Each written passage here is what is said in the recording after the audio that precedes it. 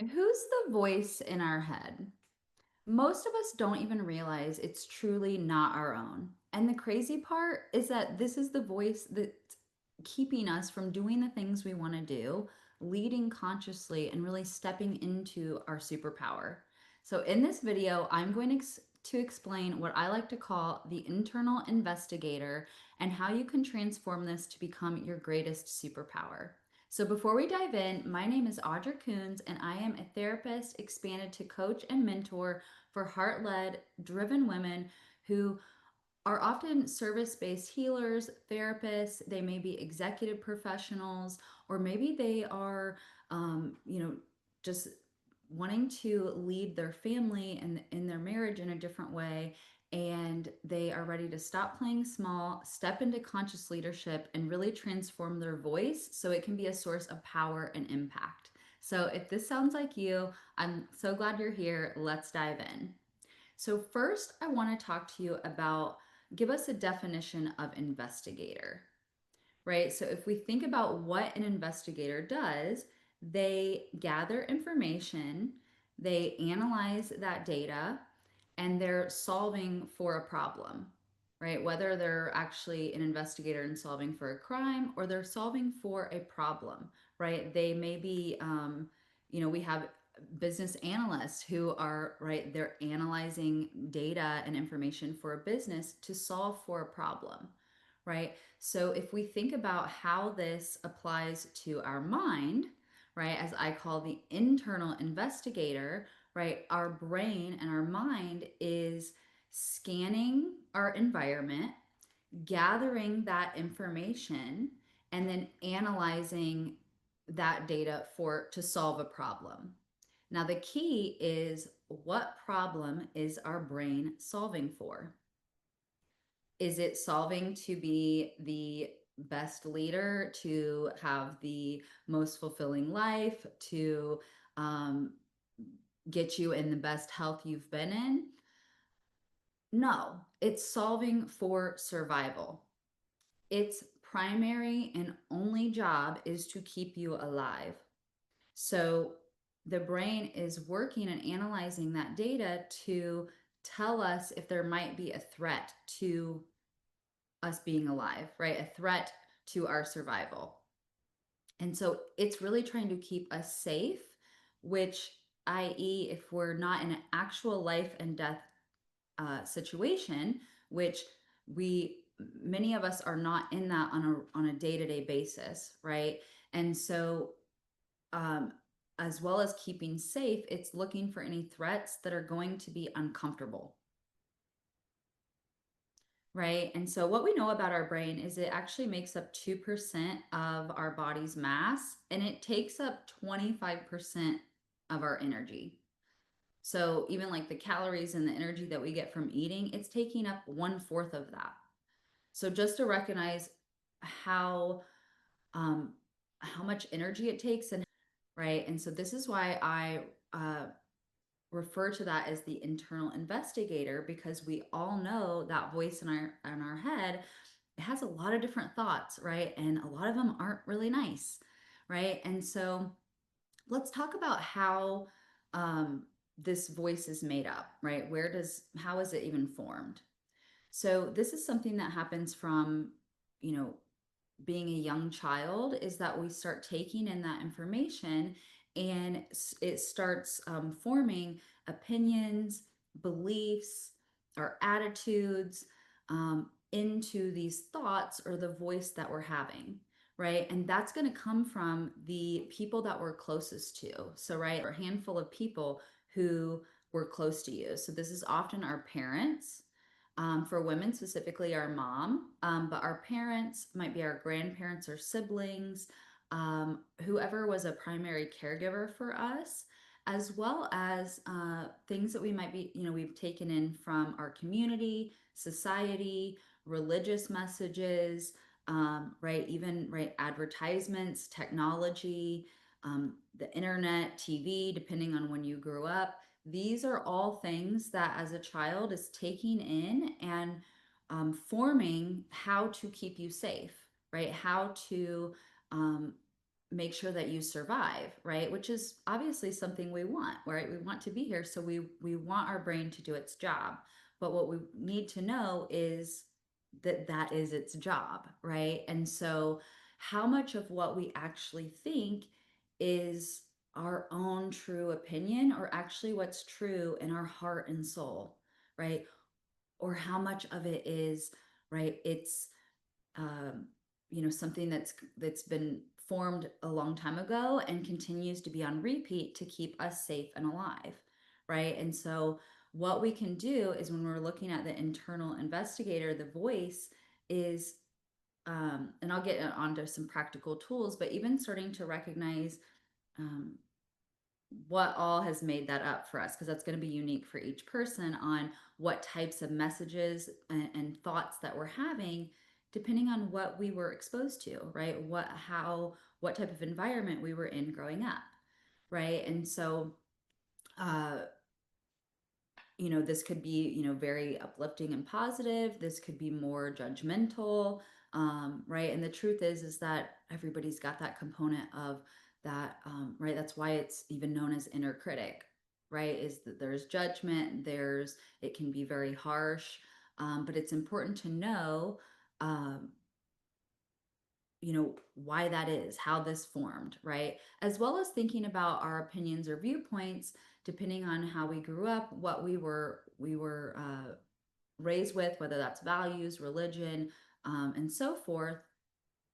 um, just how that's influencing it, right? And so you may be somebody who just kind of took that in and you're operating on that, or you may be somebody kind of like me who had a lot of questions or was really inquisitive and thought, I'm not sure if that's what it is, but then you found that information outside of you. So that may be highly, from, it's your family, but that's where the community, society, other things come in, is because you may have been even rebelling against the some of the things that you were taught, but then you ended up forming some other beliefs. So it doesn't really matter which way you thought about it, or what your experience was growing up. That's going to impact what that internal investigator is saying and how it's operating, right? So, how is this actually get in the way in our life, right? So, we could probably recognize that as humans living in today's world, we have quite difficulty conversating with people with different opinions. And the reason why that is if we think about our internal investigator, if something is coming in that is in conflict with that, um, our brain is going to tell us this is not safe, right? It's in a conflict, so there's going to be some type of internal disharmony there, or conflict there. And in an effort to sort that out, right, so that we feel more at ease or have that harmony internally, it's going to recognize that as a threat, right? As that this isn't safe for this to come in. And this is where I see this is actually like really backwards, in that what we're how we've kind of tried to respond or react to this um, is that we're trying to change our external environment and only allow things that are completely in harmony with that. Um, that goes with that, right? Which really isn't realistic, because we are all unique and we're going to have some different opinions and different um, ways of operating. And so there's going to be disharmony. So if we are trying to resolve any conflicts by changing everything outside of us, it's going to be impossible, right? Or we're going to essentially isolate ourselves, or only be with people who, you know, and that's not, we can't even, we can be with like-minded people and that can be a positive thing, but even that, um we're going to end up isolating ourselves. And as humans, we need connection and we need people in our lives and relationship. And so that's really not a solution for us, right? Where if we recognize this internal investigator and how it operates and the role that it needs to play, right? Because we do want to survive, we do want that component. but it's not the whole picture, right? So what we can start doing is working with that internally, which will um, help us be able to take in our external environment differently and ultimately find common ground, connection, and collaboration with the people in our lives, with our communities, etc. Right? And this could be in our marriage, this can be in our career, with our team, especially for a lot of you who would be, watching me are in leadership roles or, right? It doesn't matter who you are, you're working with other people, right? And so this is inner work, is working on what's happening internally so that it is not creating such a conflict or that disharmony where then we're reacting because we feel threatened and we're in a survival state, right? I'll talk more about that in other videos, but just recognizing that this is what we mean when we're saying from the inside out, right? We're healing or changing ourselves from the inside out. So let me give you some actual examples of this, of how this might be showing up. So specifically, I already touched on, right, different opinions. So you can you can recognize how that would apply in your relationships, whether that's within your marriage or friends and family, how that might show up. As a leader or working with your team at work, how this might show up is, let's say you're implementing a change and you're getting a lot of feedback from your team that they are not on board, right? They don't like it. It's right, negative. This isn't a good thing, right? Because sometimes as humans, right, we can be resistant to change because it's uncomfortable, right? Our brain is literally telling us, no, that's change. That's uncomfortable. That's new. It's unfamiliar. We don't want to do that, right? It could be dangerous, right? And so recognizing that internal investigator is not only coming up for you, that's everybody has that. So if we have a team or we have colleagues that we're not finding that common ground or we're not able to work towards the goal, we need to recognize that a lot of that feedback that we're getting is the other person's internal investigator, right? And so, no, just simply knowing this gives us a different viewpoint, a different angle to even approach it, right? And this is how we move from simply just reacting to everything and learning how to respond, which is crucial to leadership and really crucial to being a human if we want to have healthy and fulfilling relationships, right? And so why this is we're very identified with the mind, right? And so as we said, who's that voice in our head? Well, it's me. Well, it's our mind that is keeping us alive, right? That is serving that purpose of our survival, but it's not all of who we are, right? And so getting ourselves out of our mind, that's why that's so important. So if you know anything about therapy or even therapeutic practices that are used, and sometimes you will encounter this, with good coaching you'll encounter this as well, but um you know where these things came from is, we have mindset work, right? That's to help us understand how our mind is operating. And then right now in recent years we've seen such an increase and improvement in knowing it's not just about our mindset, it also goes deeper. And so you may have heard of other uh, what they call bottom up approaches, which is really just about our body and our nervous system. People saying getting out of the mind. This is what they're talking about, right? So it's just recognizing how our brain and our mind is a tool and how it's something we need and we want to use, but it's not 100% of us, right? And so I want to give you a practical exercise that you can use to start even noticing when that internal investigator is the only one, the one that's kind of running the show, but also the only one even showing up, and that other part of us is getting lost, right? And that, depending on how you view that, but really that's, what's true to our heart, our soul, our spirit, what's really beyond that survival mechanism. And so the practical example or exercise I want to give you today is just even listening, taking a moment and paying attention to the voice in our head.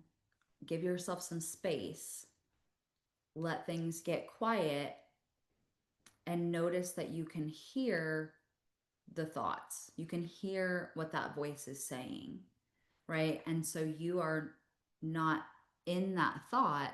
You are now becoming an observer and listening to that, right? And so giving a little bit of that separation to say, okay, what is the voice saying? And as we mentioned, right, this is made up of people and messages that we had from being a young child. And so really even starting to recognize, like, who does this sound like? Where did I learn this or get this information?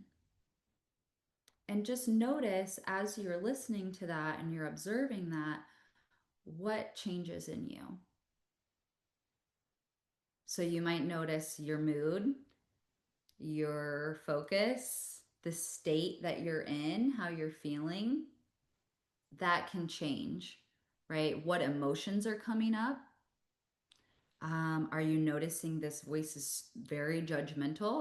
Maybe it doesn't even want to do this exercise. This is stupid, right? If you've been further into your inner work, you might be able to recognize um, that it's judgmental, and then recognize where did that come in, right? And so just give yourself 5 minutes, 5 minutes to sit quietly. And I know that can be a tall order, right? Um, but just give yourself a moment. And we don't have to just sit there and, if like, we're meditating or we're like a monk, like go on a walk, as you're doing some type of thing, just start to tune in a little bit to what is that voice saying. So I really invite you to do this exercise. I would love to hear in the comments what your experiences is, how you even liked this idea of this concept of it being the internal investigator, and how that's helping you understand that maybe in a different way than what we've heard a lot about the inner critic, right? Because it's really about understanding these things so we can apply these concepts to our life. So, if you like this video, I would invite you to subscribe so you can stay tuned for more content similar to this. Give this video a like, and I also want to take a moment to invite you to my upcoming masterclass I have going on October the 3rd. It's a Friday, and I'm going to be diving deeper into this, which is part of my Rise in Radiance framework, which is what's really going to help you not only become, step into that leadership role that you want to and that you know that you're here to be, but also to improve your relationships, improve your marriage, improve the relationship with yourself. Maybe you're working on your own health goals, whatever it might be, right? This can be applied anywhere. So, thanks so much for tuning in, and I will see you in the next one.